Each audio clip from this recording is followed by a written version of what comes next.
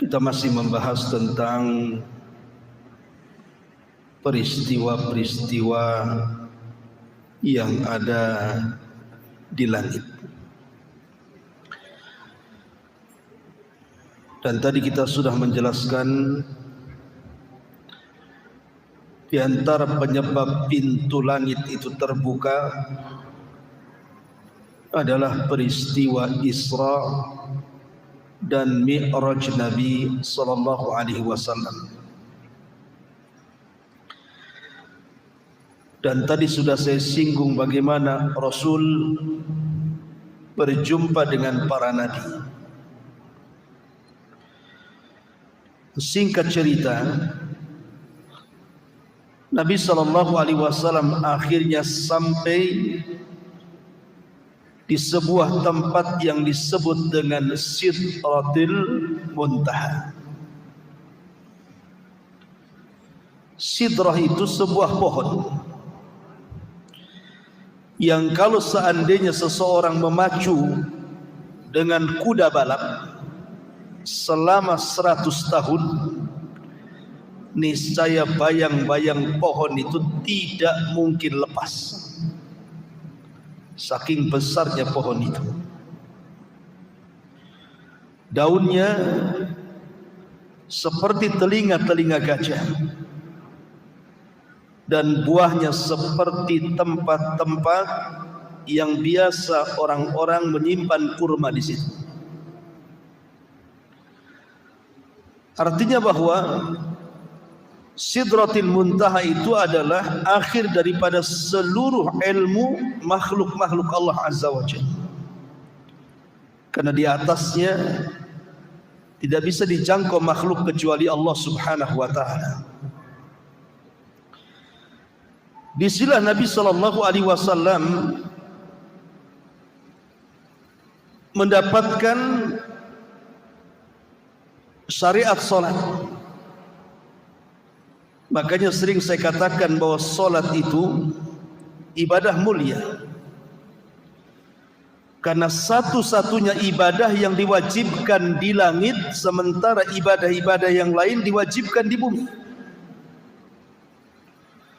Solat itu ibadah yang kewajibannya tanpa ada perantara antara Allah, malaikat dengan Rasul, tapi langsung Allah kepada Rasul. Bahkan solat menjadi rukun kedua setelah syahadatain. Bahkan penentu semua amal. Kalau baik solatnya maka dianggap baik semua amalnya. Kalau buruk solatnya maka dianggap buruk semua amalnya. Bahkan di akhirat amalan yang pertama kali dihisab oleh Allah Subhanahu wa taala. Lah di atas langit inilah Nabi sallallahu alaihi wasallam banyak diperlihatkan. Pertama, Jibril. Rasul melihat bentuk Jibril dalam bentuk asli kedua kalinya. Yang pertama saat Nabi sallallahu alaihi wasallam mendapatkan wahyu di Gua Hira.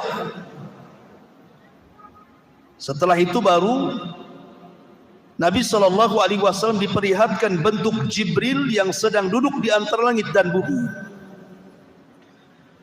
Kemudian kali kedua saat peristiwa Mi'raj, Nabi diperlihatkan bagaimana bentuk Jibril yang memiliki 600 sayap, yang satu sayap saddal ufuk, memenuhi langit.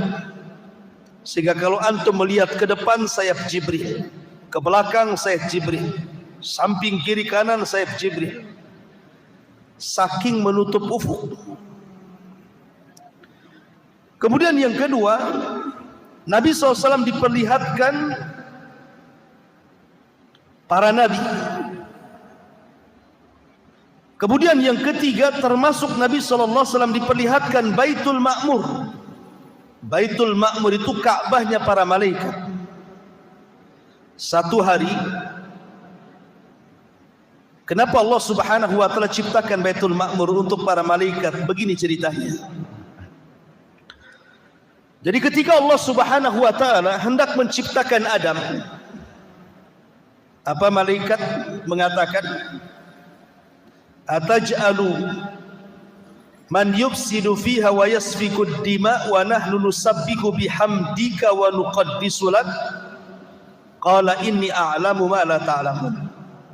Ya Rabb, apakah engkau akan menciptakan makhluk yang merusak bumi, menumpahkan darah, sementara kami makhluk yang senantiasa bertasbih kepadamu dan memuji kamu?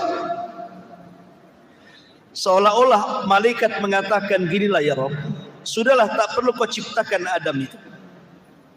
Kalau tujuannya hanya merusak bumi, menumpahkan darah, biar kami yang menghuni bumi. Biar tidak ada pertumpahan darah lagi, tidak ada yang merusak bumi lagi. Biar kami yang menghuni bumi, kami yang akan bertasbih, beribadah siang malam setiap detik kepadamu. Melihat semangatnya malaikat dalam rangka beribadah kepada Allah Azza wa Jalla, di sini Allah Subhanahu wa taala ciptakan Baitul Ma'mur supaya malaikat itu punya tempat ibadah khusus. Bagi manusia disebut Ka'bah, bagi malaikat disebut Baitul Ma'mur, Ka'bahnya para malaikat. Karena semangatnya mereka, Allah ciptakan Baitul Ma'mur. Maka malaikat pun memiliki Ka'bah sendiri. Kata Imam Ibnu Katsir rahimahullahu ta'ala dalam kitab Bidayah wa Nihayah, Baitul Ma'mur, Ka'bahnya malaikat ini kalau jatuh, maka menimpa Ka'bah yang ada di bumi. Jadi satu garis lurus ke atas antara Ka'bahnya malaikat Baitul Ma'mur dengan Ka'bahnya manusia. Menurut Imam Ibnu Katsir dalam kitabnya Bidayah wa Nihayah. Lah setiap hari Rasul diperlihatkan bagaimana malaikat masuk ke Baitul Ma'mur itu jumlahnya 70.000 masuk ke Baitul Ma'mur. Di situ mereka tawaf, beribadah kepada Allah Azza wa Jalla satu hari saja. Habis itu mereka keluar dan tidak pernah kembali. Kemudian esok harinya datang malaikat yang baru dengan jumlah yang sama, 70.000. Kemudian tawaf satu hari, kemudian keluar dan tidak pernah kembali. Kemudian Allah ciptakan malaikat yang sama jumlahnya masuk lagi ke Baitul Ma'mur, dan begitulah setiap harinya. Anda bisa bayangkan berapa jumlah malaikat? Banyak sekali. Kalau setiap hari 70.000 malaikat masuk ke Baitul Ma'mur kemudian keluar tidak pernah kembali, besoknya masuk lagi 70.000 malaikat dan tidak pernah kembali. Wa ma ya'lamu junuda rabbika illahu wa ma huwa illa dzikra lil bashar. Tidak ada yang tahu jumlah para malaikat kecuali Allah. Kalau itu adanya, malaikat wa yaf'aluna ma yu'marun, tidak pernah bermaksiat apapun yang Allah perintahkan. Seandainya seluruh manusia kufur, tidak mungkin mengurangi kekuasaan Allah. Sudah ada para malaikat yang ibadah. Sebagaimana kalau semua manusia beriman, tidak pernah menambah kekuasaan Allah sedikit pun. Ma'asyiral muslimin yang dimuliakan Allah Azza wa Jalla, termasuk Nabi SAW diperlihatkan Nahrul Kautsar. Nahrul Kautsar itu artinya telaga Al-Kautsar, di mana alirannya sampai ke Sidratil Muntaha. Kata Nabi SAW, aku melihat ada 2 aliran, ada 4 aliran, 2 zahir dan 2 batin. Adapun yang batin di sorga, adapun yang zahir di dunia, maksudnya Sungai Efrat dan Sungai Nil. Dulu asalnya air itu dari sorga. Asalnya, sebagaimana Adam kan asalnya dari tanah, anak cucunya kan bukan dari tanah. Jin asalnya dari api, anak cucunya bukan dari api. Sama Efrat dan juga Nil asal airnya dari sorga. Habis itu ya tercampur air dunia lah kan itu. Artinya bahwa Rasul diperlihatkan itu di mana, di langit sana. Termasuk Nabi SAW diperlihatkan sorga dan neraka. Di antaranya Nabi SAW masuk ke dalam sorga. Kemudian Nabi SAW melihat ada istana yang sangat megah. Kata Nabi SAW, dakhaltul jannah fa idza ana bi qasri minadz zahab. Aku masuk ke dalam sorga, tiba-tiba di hadapanku istana terbuat dari emas. Kemudian Rasul bertanya, ini untuk siapa ini? Maka malaikat mengatakan, li rajulin minal Arab, untuk laki-laki dari Arab. Kata Rasul, fadhanantu annahu ana. Saya kan orang Arab, jangan-jangan saya. Kata Rasul, untuk siapa itu? Maka malaikat mengatakan, li rajulin min Quraisyin, untuk anak muda dari bangsa Quraisy. Kata Rasul, fadhanantu annahu ana. Jangan-jangan saya kan dari Quraisy. Dan Rasul bertanya lagi, untuk siapa sebenarnya? Maka malaikat mengatakan, li Umar ibnil Khattab. Itu istananya milik Umar bin Khattab. Kemudian Nabi SAW masuk ke dalam sorga. Didengarnya ada suara terompah, suara sandal. Kemudian ditanya, itu suara sandal siapa itu? Maka dikatakan, itulah suara sandalnya Bilal bin Rabah. Maka kemudian Rasul ketika peristiwa Isra Mi'raj selesai, dia panggil Bilal dan mengatakan, ya Bilal, inni sami'tu khashkhasataka fil jannah madza tasnah. Bilal, aku mendengar suara terompahmu di sorga. Apa yang kau lakukan sebenarnya? Kata Bilal, tidak ada wahai Rasul, kecuali ma tawadda'tu wudu'an illa wa qad shallaitu rak'atain. Boleh jadi aku karena tidak pernah meninggalkan wudu, kecuali setelahnya aku dawamkan solat 2 rakaat wudu. Kemudian Rasulullah SAW masuk lagi, ada harum-haruman. Ini harumnya siapa wahai malaikat? Rupanya ini suara wangian dari Masyitah ibnati Fir'aun. Dari Masyitah, tukang sisir, anak putrinya Fir'aun. Kemudian dikisahkan, dulu waktu dia nyisir anak Fir'aun, anak putrinya Fir'aun, karena Fir'aun tidak punya anak laki-laki, semua anak perempuan Fir'aun itu. Disisir, sisirnya jatuh.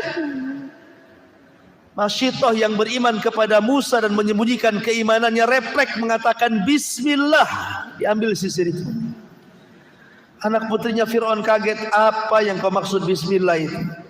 Apakah Allah dalam kalimat itu adalah Tuhan bapakku? Kata Masyitah, bukan. Itu Tuhanku, Tuhanmu dan Tuhan bapakmu, katanya. Oh, marah, ditempeleng Masyitah, dilaporkan kepada Fir'aun. Fir'aun emosi, akhirnya menangkap Masyitah dan digoreng hidup-hidup karena dia tidak mau murtad. Sehingga al-jaza'u min jinsil amal, harum baunya Masyitah. Ya, di dunia gosong, tidak sedap ketika digoreng baunya, tapi di sorga harum semerbak sehingga Rasul mencium baunya Masyitah ibnatu Fir'aun. Kemudian Nabi macam-macam lah melihat sorga itu. Setelah itu Rasul diperlihatkan neraka, tapi tidak masuk, hanya diperlihatkan saja. Di antaranya Nabi SAW melihat ada azab pemakan riba, di mana Nabi SAW mengatakan, fanadhara fin nari fa idza qaumun ya'kuluna al-jiyaf. Ketika Rasul masuk diperlihatkan neraka, dilihatnya ada orang yang sedang makan-makan bangkai, dimakannya bangkai itu. Kemudian Rasul mengatakan, man haula ya Jibril, siapa orang-orang itu wahai Jibril? Maka Jibril mengatakan, haula illadzina ya'kuluna luhumun nas. Mereka orang-orang yang tukang gibah, maka di akhirat mereka akan memakan bangkai saudaranya. Kemudian Nabi SAW melihat lagi, lamma urija bi marartu bi qaumin lahum adfar min nuhasin yahmushuna wujuhahum wa sudurahum. Diperlihatkan sebuah kaum yang kuku-kukunya panjang dari kuningan, kemudian dicakar-cakar muka dan dadanya sehingga terlepas antara daging dan tulangnya. Kemudian Rasul mengatakan, siapalah itu wahai Jibril, azabnya kok ngeri sekali? Maka Jibril mengatakan, mereka lah alladzina ya'kuluna luhumun nas wa yaqauna fi a'radihim. Mereka orang yang suka menyebar-nyebar aib saudaranya, yang suka mencongkel-congkel aib saudaranya, menyebar fitnah dan begitu seterusnya. Termasuk juga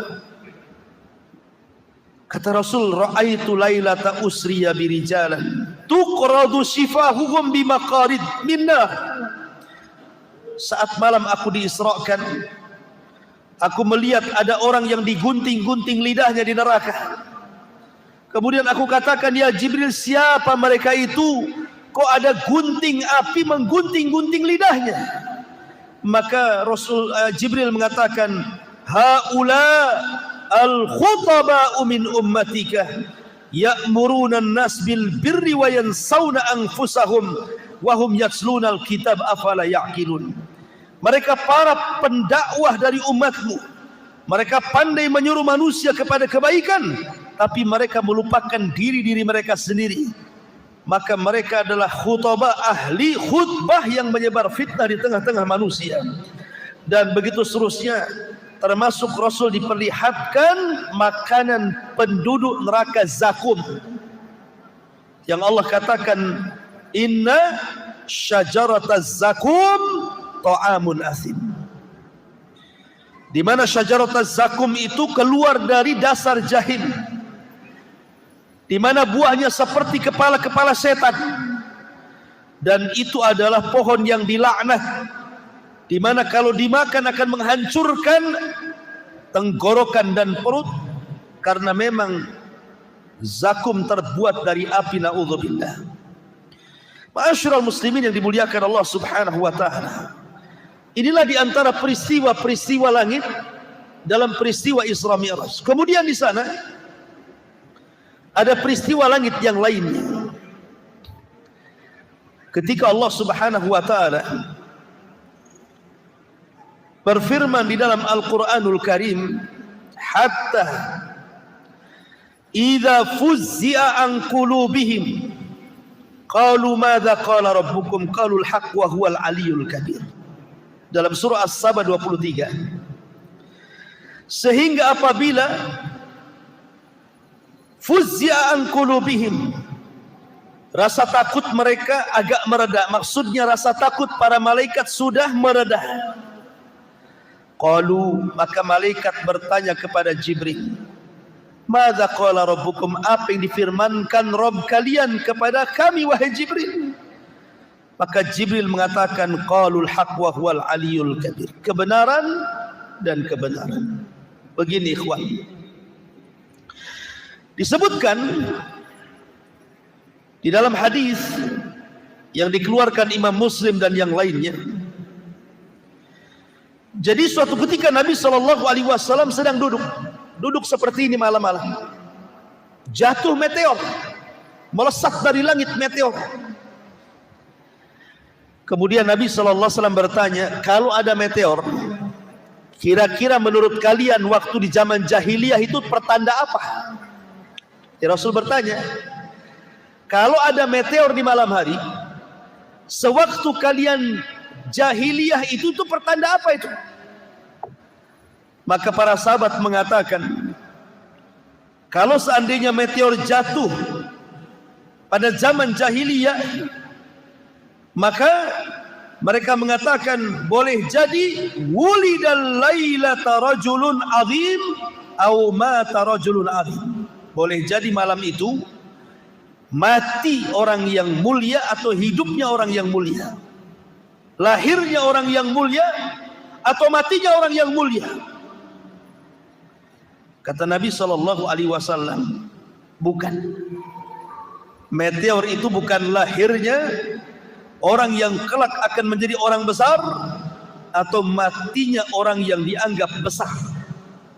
Kemudian Rasul menjelaskan, fa innaha yurma biha, karena sesungguhnya meteor itu dilemparkan lisyayat syuhuban lisyayatin, itu dalam rangka melempar-lempar dengan mata api itu setan-setan yang berusaha naik ke langit.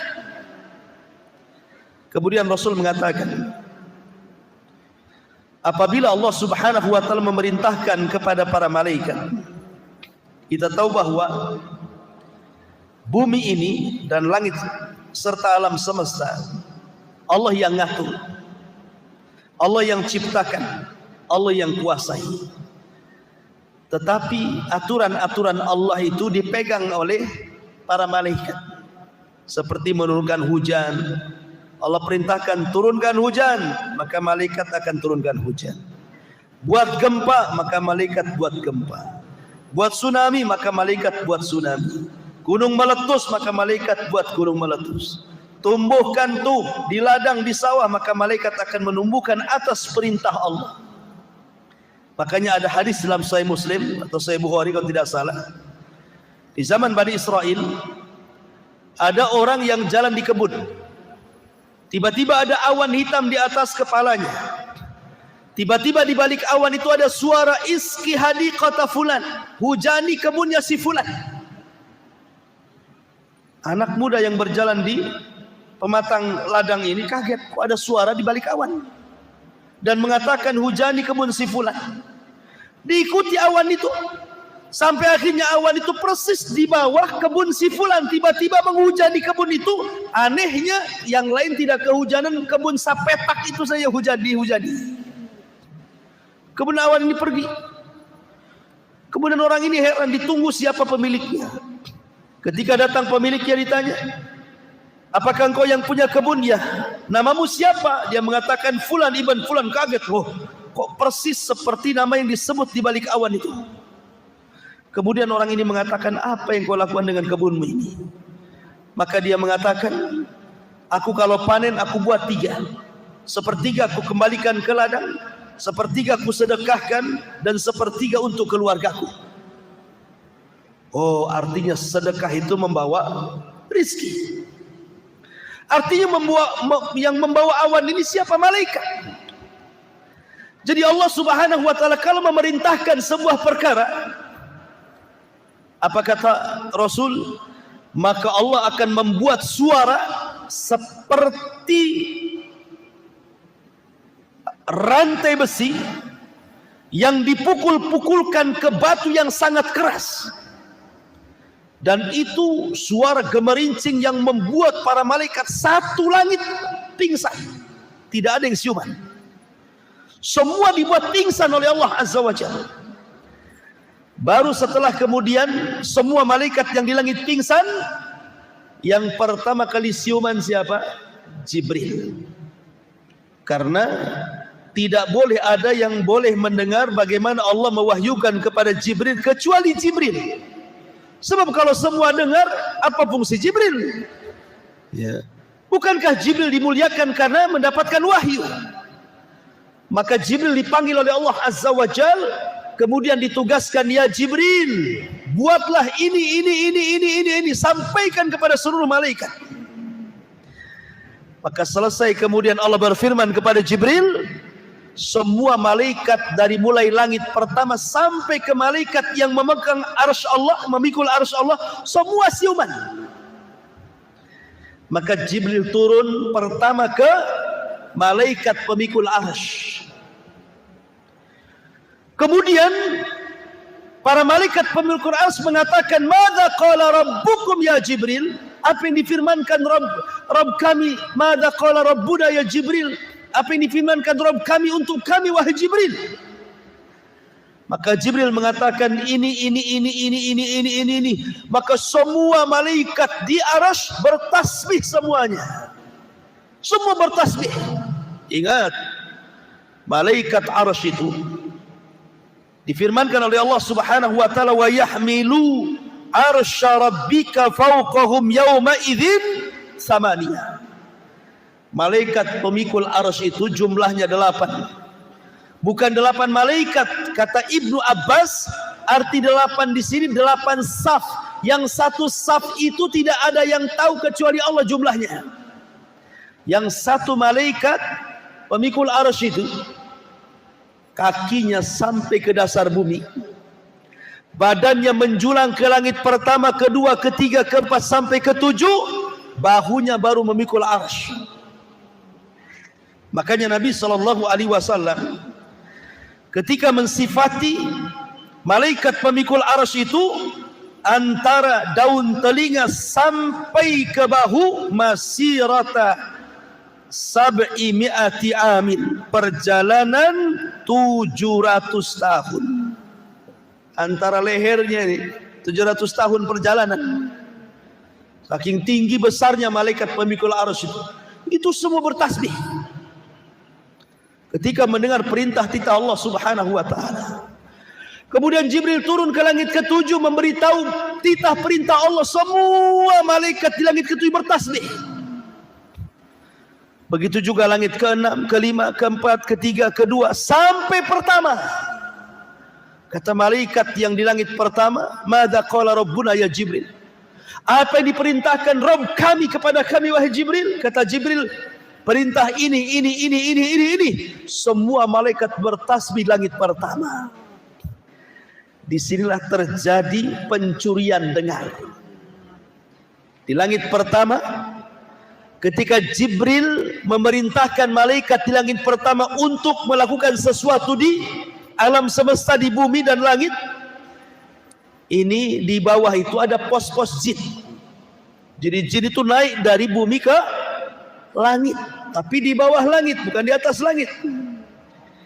Jin-jin ini mencuri dengar apa yang diomongkan Jibril kepada malaikat di langit pertama itu.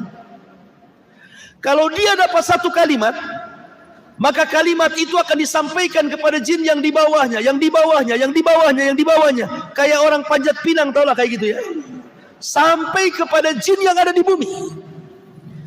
Lah jin yang ada di bumi ini kalimatnya sudah bertambah. Jin yang ada di langit cuma satu kalimat, sampai jin yang ada di bumi menjadi 100 kalimat.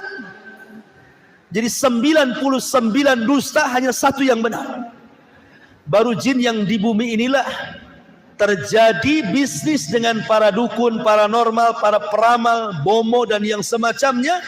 Akhirnya menghabar, beritakan kepada mereka, terjadilah jual beli antara jin yang ada di bumi dengan para dukun itu. Makanya dukun itu para pendusta. Karena yang dihabarkan jin itu dari 1000 habar, 999 hoax, yang satu benar. Kemudian dukun menyampaikan kepada kita, yang satu benar, 999 dusta. Artinya jin membohongi dukun, dukun pula membohongi kita. Itu silsilah tipu menipu namanya. Kita ditipu dukun, dukun pula ditipu jin. Makanya mereka itu terkenal para pendusta, jangan dibenarkan. Kalaupun benar, itu yang benar tuh. Tapi 99% semuanya dusta. Ma'asyiral muslimin yang dimuliakan Allah Azza wa Jalla. Itulah kejadian peristiwa langit, di mana Allah Subhanahu wa taala memerintahkan para malaikat untuk ditugaskan lewat Jibril sampai kepada peristiwa pencurian dengar jin kepada perintah Allah lewat malaikat Jibril langit pertama. Kemudian peristiwa yang lain di langit itu, peristiwa nuzulul Quran, turunnya Al-Quran. Turunnya Al-Quran itu sebenarnya, pertama Allah memerintahkan kolam untuk mencatat Al-Quran, kemudian diletakkan di Lauhil Mahfuz. Yang kedua, di malam Lailatul Qadar, Quran itu turun, tidak langsung ke bumi. Kemana? Ke Baitul Uzzah. Di langit pertama ada tempat namanya Baitul Uzzah. Disitulah Al-Quran 30 juz disimpan. Sebelum turun ke bumi diangsur-angsur sampai 23 tahun baru sempurna 30 juz. Dan di malam Lailatul Qadar para malaikat turun dari langit ke bumi, jauh jumlahnya lebih banyak dibandingkan kerikil yang ada di permukaan bumi. Ini peristiwa yang langka luar biasa, setahun sekali di malam Lailatul Qadar. Malaikat sampai turun, sampai dipimpin Jibril. Kalau bukan peristiwa yang luar biasa, apa namanya? Bumi dipenuhi malaikat. Dan banyak lagi peristiwa-peristiwa yang terjadi di langit adalah juga waktu. Wallahu a'lam bishawab. Ini yang bisa sampaikan. Mudah-mudahan ada manfaatnya. Insyaallah kita berjumpa di kesempatan. Subhanakallahumma bihamdika asyhadu an la ilaha illa anta astaghfiruka wa atubu ilaik. Allahu ta'ala alam. Assalamualaikum warahmatullahi wabarakatuh.